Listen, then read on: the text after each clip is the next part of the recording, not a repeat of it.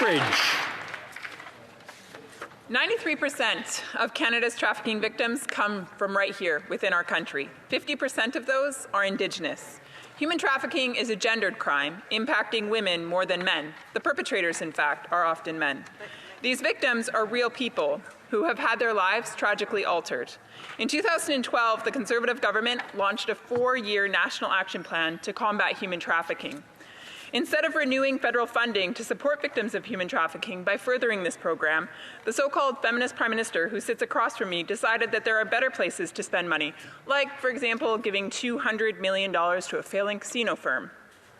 The Liberals' failure to adequately combat human trafficking, especially given how the pandemic has made it extremely difficult for these victims to find help, is absolutely disgraceful. These women and girls deserve to be seen. They deserve to have a voice. They deserve action. My question is simple. When will the Prime Minister do the right thing and renew funding for this anti-trafficking program? The Honourable Member for Churchill, Kiiwetinoong-Aski. Mr. Speaker, the COVID-19 pandemic is getting serious in Manitoba. Of major concern is the outbreak at the kiosk work camp. Let's be clear, Manitoba Hydro had ample warning that this could happen, but they ignored First Nations who've been calling for decisive action for months. Manitoba Hydro has chosen to put their business decisions ahead of the health of their workers and the most vulnerable communities in this country. Manitoba Hydro must accept full responsibility for this outbreak. They must ensure that the shutdown is done in full consultation with their partners and with full transparency for workers and their communities. Manitoba Hydro must pick up the costs of self-isolation for the many workers who have nowhere to safely self-isolate as they leave the camp not knowing if they have COVID-19. Workers must be compensated. The federal government must support First Nations, call Manitoba Hydro to account, and work with First Nations to fight this outbreak. There is no time to waste. Lives are at risk. L'honorable député de... The Honourable Member for Beauport-Limoilou.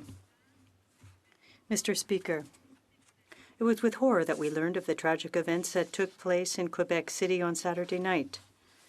On behalf of the Bloc Québécois, I would like to offer my condolences to the loved ones of Suzanne Clermont and François Duchesne, as well as my wishes for a speedy recovery to the 5 injured. I would like to thank the first responders and the Port of Quebec Security Guard whose vigilance and intervention saved lives. I'd also like to offer my best wishes of courage to all of Quebec City, which is in shock today. It's even more appalling since the action seems to have been taken without reason by someone who is ill. Mental health problems can affect anyone and are exacerbated by the stress related to the pandemic. Please, if you or someone you know, someone you love, needs help, please never hesitate to use the resources available or to call 811 in Quebec. Take care of yourselves. The Honourable Member for Portneuf-Jacques-Cartier. Mr. Speaker, the people of Quebec City are still in shock following the horrible tragedy that occurred on Halloween night. 7 innocent victims were attacked by a man with a knife disguised as a medieval man. 2 of his victims died. François Duchesne, 56 years of age, director of the Museum of Fine Arts. According to his friends, he was a jogger, he was committed, smiling, and positive. And Suzanne Clermont, 61, a hairdresser who was a ray of sunshine, as her friends unanimously said. These people were in the wrong place at the wrong time. Barbaric acts have no city. They know no borders, no language, no beliefs. And these acts are unpredictable. This can happen anywhere. Let's salute the exceptional reaction of first responders, Quebec City police officers, Port of Quebec security guards, ambulance attendants, and the entire hospital corps. Quebec City is one of the safest cities.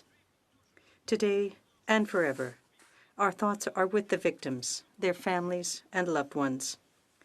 We offer you our deepest and most sincere condolences. L'honorable député de Louis-Hébert. The Honourable Member for Louis-Hébert. Mr. Speaker, it's with a heavy heart and dampened spirit that I address the House today, because once again tragedy has struck my city, which woke up on Sunday after one of its saddest nights. On my own behalf, on behalf of my colleague and friend, the Member of Parliament for Quebec, I would like to offer to the family and loved ones of François Duchesne and Suzanne Clermont our most sincere condolences. You are in our thoughts and prayers. To the 5 wounded, may your recovery be as quick as possible and as complete as possible. We are many in Quebec City and across the country to think about you, to be thinking about you now. Finally, to the medical personnel, the neighbors and Good Samaritans, thank you for your protection, your care, and your kindness. Thank you.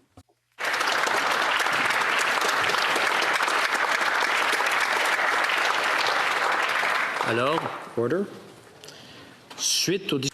Following discussions among representatives of all parties in the House, I understand there's an agreement to observe a moment of silence for the victims of the attack in Quebec City's historic district on Saturday night. I now invite honourable members to rise.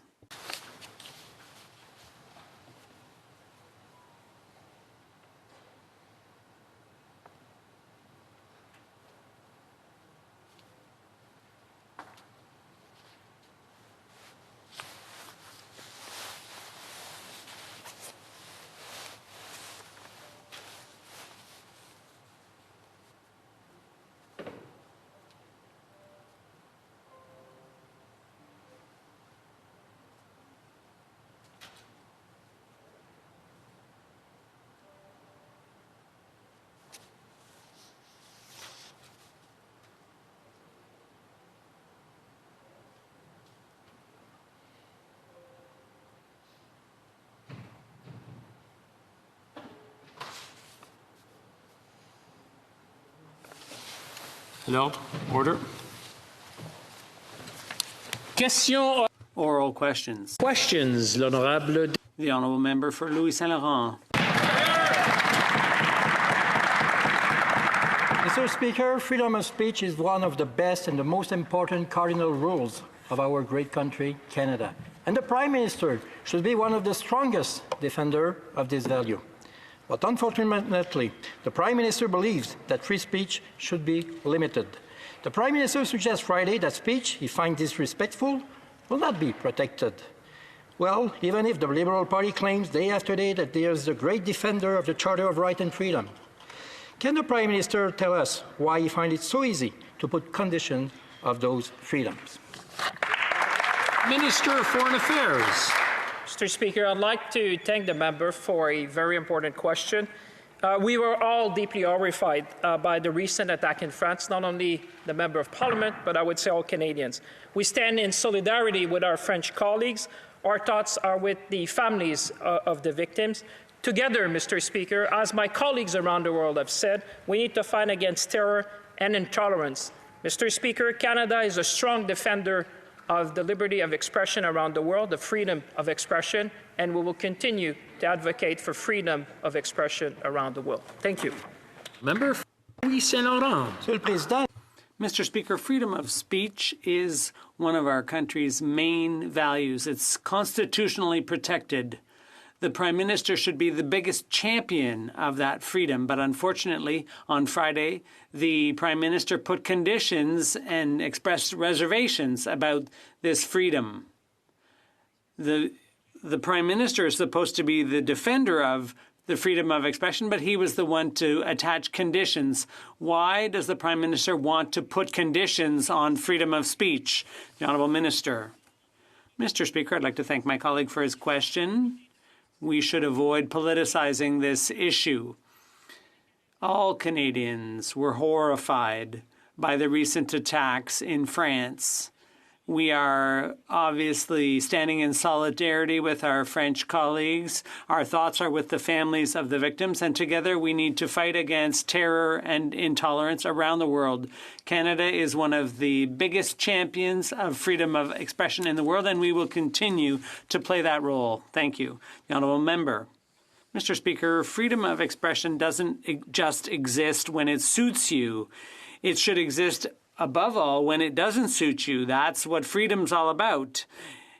In times of crisis, real leaders reveal themselves. But unfortunately, on Friday, the Prime Minister said that he was in favor of freedom of expression in some situations, but not others. It's unacceptable. Is that why it took 12 days for the Prime Minister to condemn the murder of Professor Paty, the Honourable Minister? Mr. Speaker, I'd like to thank my honourable colleague for his question. I have a lot of respect for him, and he knows it.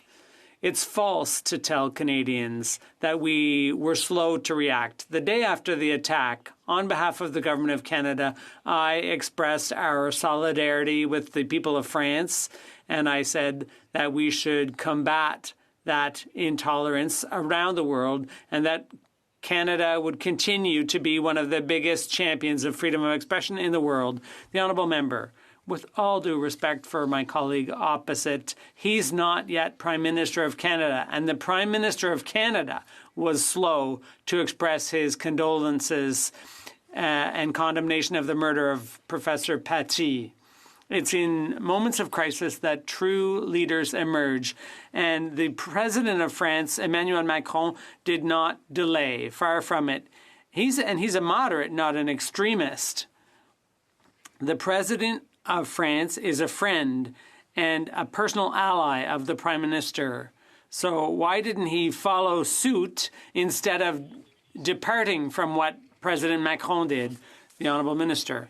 Mr. Speaker, I'd like to thank my honourable colleague for his question. Here on this side of the House, Mr. Speaker, when we tweet or make a statement like I did, it's on behalf of the Government of Canada and on behalf of all Canadians. And I reacted the next day, the very next day, and the French ambassador commended Canada for standing up with France. We will always do that, Mr. Speaker. And Le Monde, the entire world recognizes Canada as a champion of freedom of speech. The honourable member for Louis Saint Laurent. Mr. Speaker, there are facts that speak for themselves. On Friday, when the Prime Minister answered a question on freedom of speech, he gave the following example of limits on freedom of speech. He said, quote, "You're not allowed to yell fire in a crowded theatre." Mr. Speaker, that's the Prime Minister's explanation for putting limits on freedom of speech? Let's be serious. Not only is that irrelevant, but it's embarrassing coming from a head of state. Once again, the Prime Minister is doing the opposite of everyone else. Is the Prime Minister incapable of mounting a loud and clear defense of freedom of expression? The Honourable Minister. Mr. Speaker, I'd like to thank my honourable colleague for his question. As I said, I think in this House we should avoid politicizing this issue. We reacted loud and clear in solidarity with the French. Our message was well received, I would say, by our French colleagues. They see Canada as one of the great defenders of freedom of speech in the world, and we will continue to play that role. We will keep on fighting all around the world to defend values and principles that are so dear to Canadians. The honourable member for Montarville. Mr. Speaker, after taking 11 days to condemn the murder of high school teacher Samuel Paty by an Islamic extremist, the Prime Minister said some dangerous things on Friday, referring to a terrorist who killed someone for showing caricatures. The Prime Minister said that there were limits on freedom of expression. Mr. Speaker, there's no situation where the expression of ideas justifies murder. When extremists kill people to shut them up, they're the ones we should go after, not freedom of expression. Will the Deputy Prime Minister condemn this slip-up? Honourable Minister. I can't speak for the Deputy Prime Minister, but I can speak for the government. It's false to tell Canadians and Quebecers what was just said. The day after the attack, we were there. I joined with my colleagues in the international community to condemn what happened and to tell the French that we would stand in solidarity with them and that we would fight against intolerance and terror. And we will continue, Mr. Speaker, to be one of the great champions of freedom of expression. The honourable member for Montarville. Everyone knows, Mr. Speaker, freedom of expression is already limited. You can't say hateful things and you can't defame people. What the Prime Minister is suggesting is that any opinion that might be unpleasant should be censored, and that violence is a normal reaction to things you don't want to hear. Mr. Speaker, when France is fighting unreservedly for freedom of expression, all French newspapers have noticed that the Prime Minister of Canada was not an ally. Does the government realize that in addition to downplaying Islamic terrorism, the Prime Minister is harming Quebec's special relationship with France?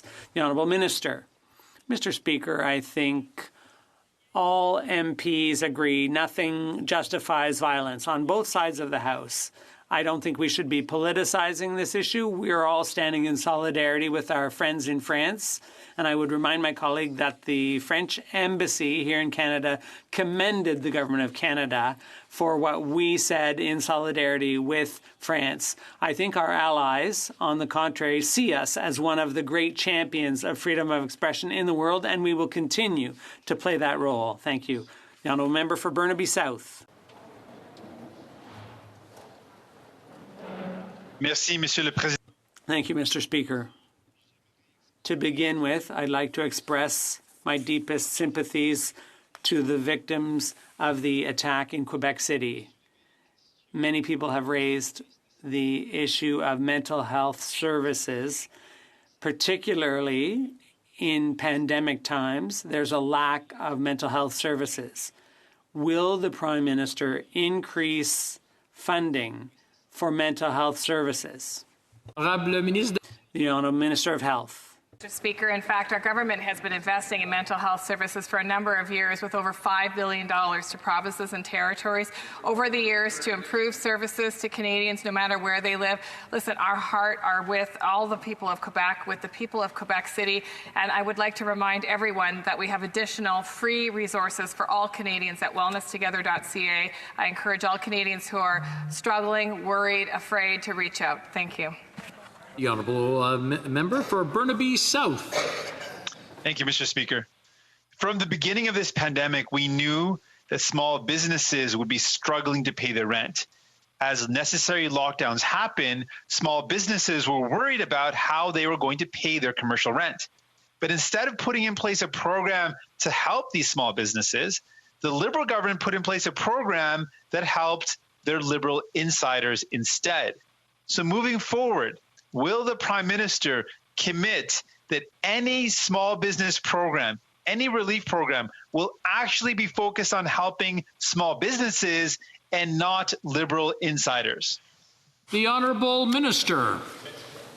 Mr. Speaker, thank you. I'm happy to field the question. From the beginning of this pandemic, we heard loud and clear that business needed support and they needed it quickly. That's why we moved ahead with programs like the Canada Emergency Wage Subsidy, which is helping keep 3 million workers on the payroll. It's why we moved ahead with the Canada Emergency Business Account, which is helping over 700,000 small businesses in Canada keep the doors open. And yes, Mr. Speaker, that's why we advanced support programs to help with commercial rent. I'm pleased to share with the Honourable Member that soon in the House of Commons, we'll be debating a new application-based system to provide direct commercial rent support to tenants across Canada, so more businesses will be here on the back end of. Member for Leeds, Grenville, Thousand Islands, and Rideau Lakes. Mr. Speaker, time and time again we hear this Liberal Justice Minister use his tired lines about the totally non-partisan nature of judicial appointments under this Liberal government, but we know that that's just not true, and in fact the opposite is true. Judicial appointments are a very partisan process with this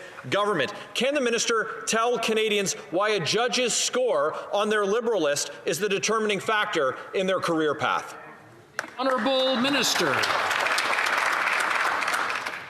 Mr. Speaker, I dispute the presumptions behind that question. We've put into place a process that's transparent. It focuses on quality and diversity. The only people, Mr. Speaker, on whom consultations are undertaken are people who have passed through the Judicial Appointment Committee, which is nonpartisan, which has no access to partisan political information. They go on to the next stage only if they are highly recommended in most cases and occasionally recommended. Mr. Speaker, we have put into place an outstanding process, and I ask Canadians to look at the results, both in terms of quality and diversity.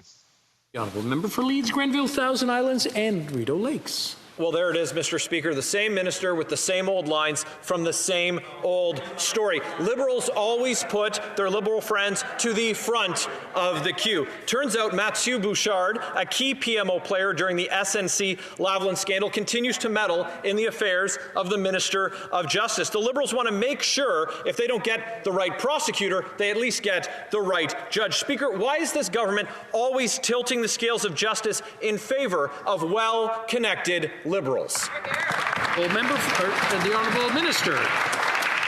Mr. Speaker, once again, I remind the honourable member that the only people upon whom we consult, the only candidates upon whom we consult, are those that have gone through the Judicial Appointments Committee in a rigorous process. Over half of them do not get promoted, Mr. Speaker, and only those who are highly recommended and occasionally recommended get promoted. I can assure the House, Mr. Speaker, I can assure Canadians that I make the recommendations to Cabinet, that I have not had any interference from PMO with respect to my decisions, nor have I had a candidate refused.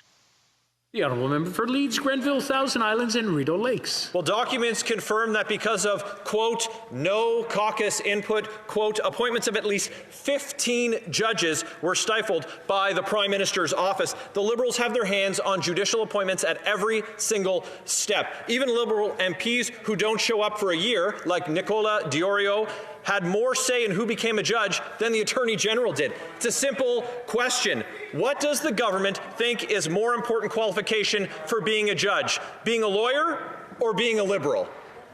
The Honourable Minister of Justice. Mr. Speaker, the important qualification is the quality of the candidate, and that is determined in the first instance by the Judicial Appointments Committee.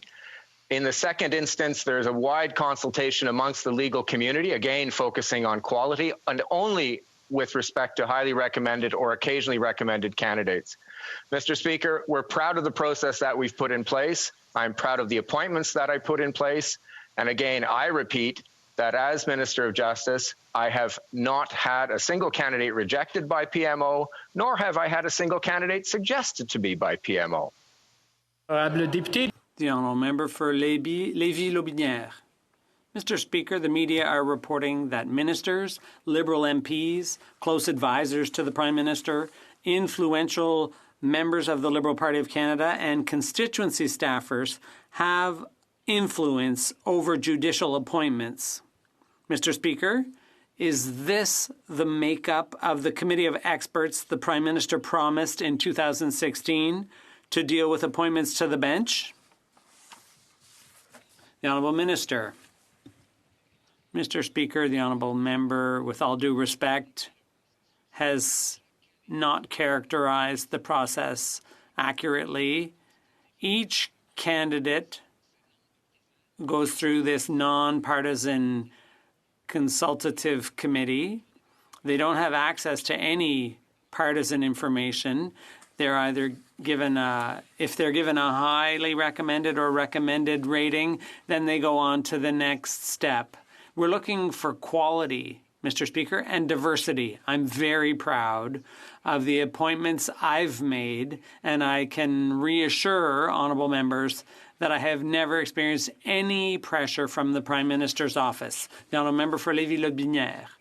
Mr. Speaker, the Justice Minister keeps repeating here in the House that there is no political influence over the appointment of judges in Canada, and that, in spite of what we're reading in the media, Mr. Speaker, will the Minister change his story, given what we now know about the corrupt political process for appointments to the bench in Canada?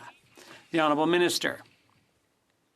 Mr. Speaker, we have amended and improved the judicial appointment process precisely because the former government, the Conservative government, was making very partisan appointments.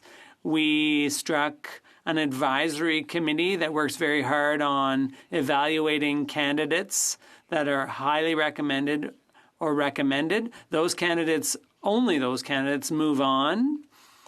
We do consult, but broadly and deeply all across the legal community. And Mr. Speaker, I'm very proud of my appointments, I'm very proud of their quality and their diversity. The Honourable Member for Lévis-Lotbinière.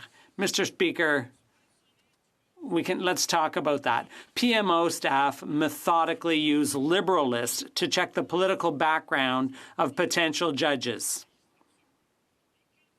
Candidates who've made financial contributions to the Liberal Party get priority on the list of appointments. Mr. Speaker, can the Justice Minister confirm this unethical strategy in choosing candidates that are highly recommended for the bench in Canada? The Honourable Minister. Mr. Speaker, once again, the Honourable Member has mischaracterized the process. I appoint people of all political stripes. The information that is available at the end of the process is just to see how to proceed with an appointment. I've never, Mr. Speaker, had any candidate blocked, and I can assure you I'm the one who appoints the candidates or who nominates them to cabinet. Only highly recommended or recommended candidates make it to that stage. Now, a member for La Prairie. Mr. Speaker, we knew that Liberals had a Liberal tool, Liberalist, to give their cronies a leg up. But it's worse. On the weekend, journalist Joël Davy-Bellavance revealed that the Prime Minister's office interferes directly to guide the Justice Minister towards good Liberals. According to this journalist, Ministers of Revenue and Agriculture were asked by their colleague, the Minister of Justice, to approve new judges. Mr. Speaker, can you still be appointed to the bench without being a Liberal here in Canada? The Honourable Minister. Mr. Speaker, as I just said, I appoint people from all parts of the political spectrum in Canada, including those with no political affiliation whatsoever. Mr. Speaker, I just described the process. We have an advisory committee that works very hard on evaluating candidates, and those who are rated recommended or highly recommended go to the second stage, and that is consultation in the legal community. This is done in a nonpartisan fashion, Mr. Speaker, and I'm proud of the appointments I've made. The Honourable Member for La Prairie. Mr. Speaker, the Minister says one thing and the reporter is saying the opposite. Someone's not telling the truth, and I believe the reporter because he has nothing to gain by lying. So the Liberals consult their people to find out who's a good Liberal, but it goes even further. Former Liberal MP Nicholas Diorio tried to block the appointment of a judge because she came from a family of separatists. The Liberals intervene not just to support their cronies, but also to get in the way of those who aren't. Mr. Speaker, is competence still a criterion for appointment to the bench in Canada? The Honourable Minister. Mr. Speaker, I can only speak of my own experience as Minister of Justice. I can assure the Honourable Member that I'm the one who does the final appointment. I have never experienced any pressure from PMO. I make the recommendation to Cabinet. No one whose name I put forward was ever blocked. And, Mr. Speaker, I'm very proud of my appointments. I have appointed people from all political stripes and others with no political affiliation whatsoever. Quality, and I'm very proud of the quality and the diversity of my appointments. Before moving to the next question, I'd like to remind people who are joining us virtually to mute their microphones. Thank you. The Honourable Member for La Prairie. Mr. Speaker, it's very serious what's going on with judges. 2 years ago, gang members were released in Quebec, including bikers, because of judicial delay and the Jordan decision. Meanwhile, 5 judicial appointments in Quebec were held up because this government was waiting for feedback from caucus. It's bad enough that they're promoting their cronies. It's bad enough that they're blocking candidates they don't like. But do they realize that their partisanship is actually undermining justice? The Honourable Minister. Mr. Speaker, since I was appointed Justice Minister, I have worked hard to ensure that appointments to the bench are done properly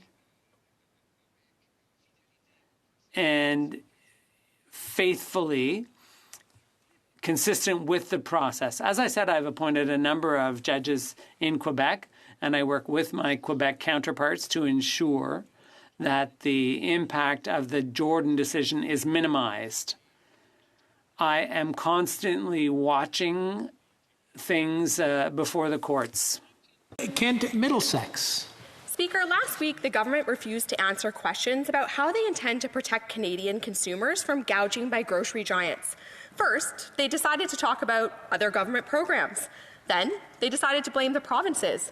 But the government knows that it has a responsibility to protect competition in the agriculture sector, especially after selling out farmers in numerous trade deals. When is this government going to get serious about protecting consumers and farmers? Honourable Minister. Mr. Speaker, I'd like to thank my honourable colleague for her question. And of course, it's absolutely disappointing to see grocers impose these costly fees, which fall on thousands of Canadian food producers who are working hard to feed Canadians and support their communities amongst the challenges that they're facing right now. And we share the concerns that Canadians are facing, and we want to make sure there's fair market practices in place. And we continue to make sure that this issue is addressed, and we're going to make sure that we work with the provinces to address these issues. The honourable member for, Edmonton Centre. Mr. Speaker, the industry minister is responsible for the Competition Act. He knows that. It's up to the federal government to protect consumers and farmers from unfair fees being imposed by Walmart, Metro, and others. Instead, the government wants to pass the buck to the provinces. Will the government take its responsibilities seriously under the Competition Act and make sure Canadians already suffering enough with the pandemic aren't hit yet again? Honourable Minister. Mr. Speaker, again, I'd like to thank my honourable colleague for this very important question. And as I said, our government recognizes that the ongoing financial health of independent grocers, food processors, and growers is critical to ensuring a robust food supply for Canadians. However, we also recognize that the terms of sale generally fall under areas of provincial jurisdiction. And we encourage our provincial and territorial counterparts to examine the matter. And as I said, we'll continue to engage with them and work with them because we're here to stand up for Canadians, Mr. Speaker.